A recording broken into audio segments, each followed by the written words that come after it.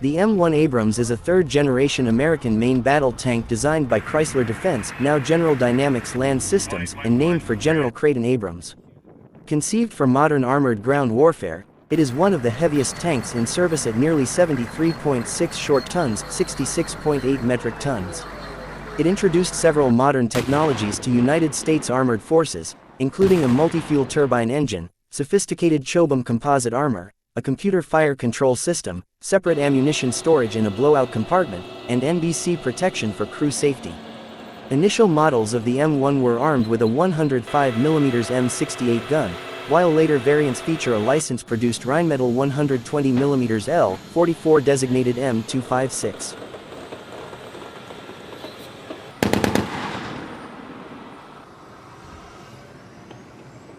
The M1 Abrams was developed from the failed joint American-West German MBT-70 project that intended to replace the obsolete M60 tank.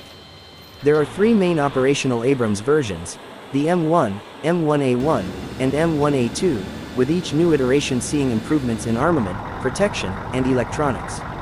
The Abrams was to be replaced in U.S. Army service by the XM1202 mounted combat system, but because that project was cancelled, the Army has opted to continue maintaining and operating the M1 series for the foreseeable future by upgrading optics, armor, and firepower.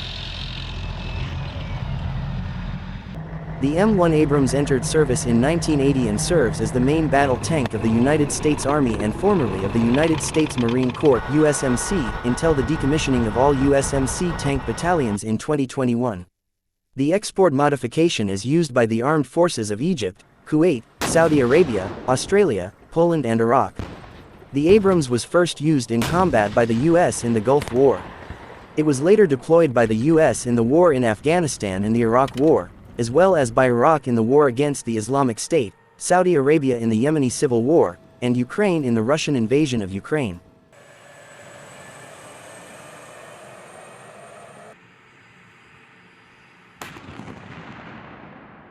In 1963, the U.S. Army and the West German Bundeswehr began collaborating on a main battle tank MBT design that both nations would use, improving interoperability between the two NATO partners. The MBT-70, or Kampfpanzer 70 as it was known in Germany, incorporated many new unconventional technologies across the board. Conventional tanks of the time had a crew of 4, with the driver located in the hull.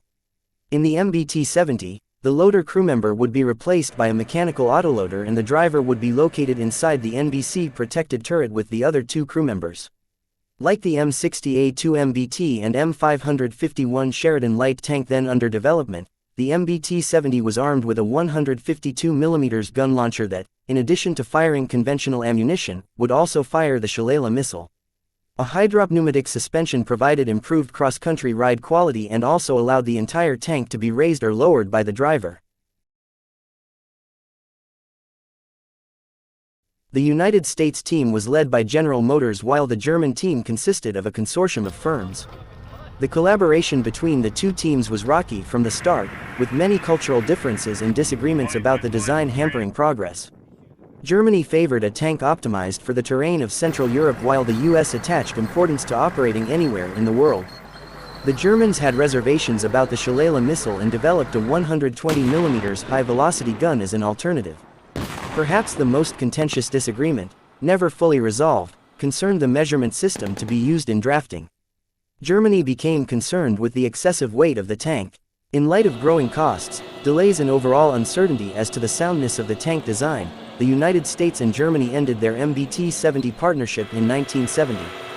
The U.S. Army began work on an austere version of the MBT-70, named XM803. Systems were simplified or eliminated altogether and the unreliable autoloader was improved. These changes were ultimately insufficient to allay concerns about the tank's cost. Congress canceled the XM803 in December 1971 but permitted the Army to reallocate remaining funds to develop a new main battle tank.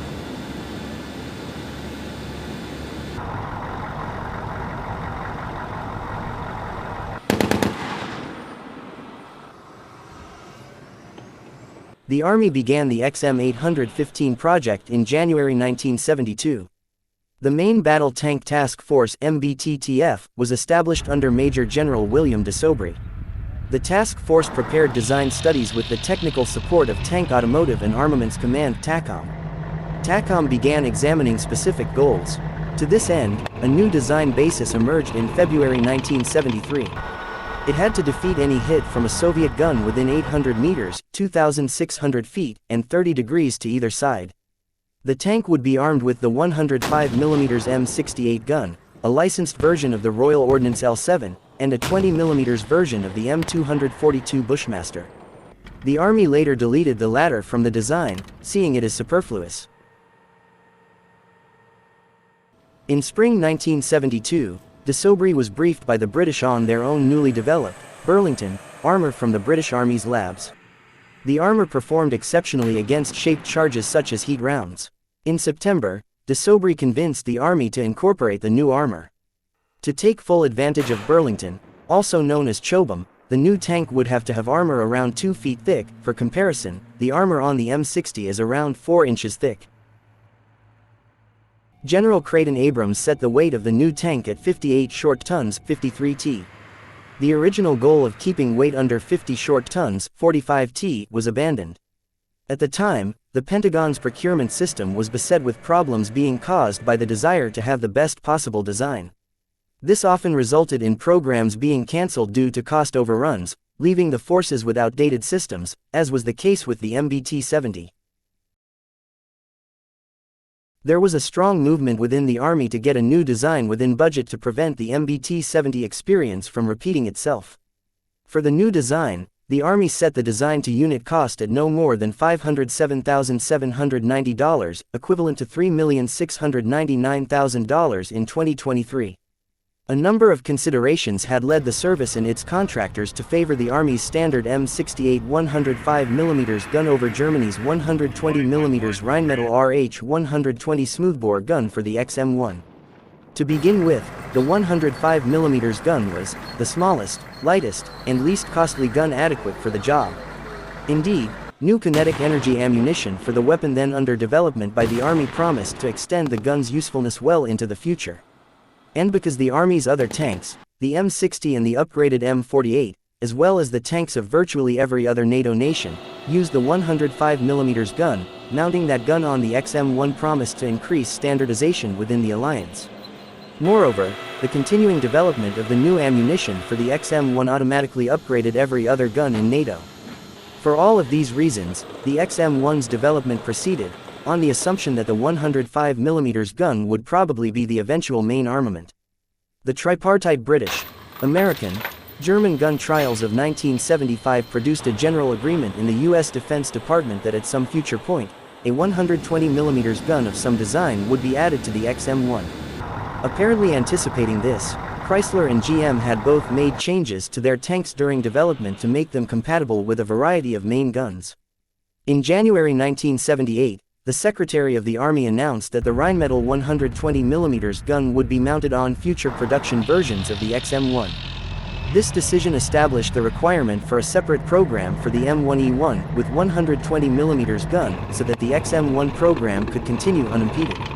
Upgrades. The M1A2 was a further improvement of the M1A1, with a commander's independent thermal viewer, weapon station, position navigation equipment, and a full set of controls and displays linked by a digital data bus. These upgrades also provided the M1A2 with an improved fire control system. The M1A2 System Enhancement Package (SEP) added digital maps, Force 21 Battle Command Brigade and below FBCB2, Linux communications system capabilities for commanders, and an improved cooling system to compensate for heat generated by the additional computer systems. The M1A, the 2nd of September, also serves as the basis for the M104 Wolverine Heavy Assault Bridge.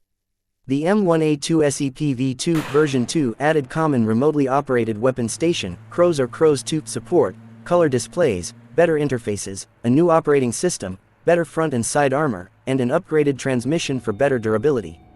Further upgrades included depleted uranium armor for all variants, a system overhaul that returns all A1s to like new condition M1A1 AIM, a digital enhancement package for the A1 M1A1D, and a commonality program to standardize parts between the U.S. Army and the Marine Corps M1A1HC. Improvements to survivability, lethality, and protection have been sought since 2014. Thank you very much for watching. Don't forget to support this channel by liking and commenting on your opinions here.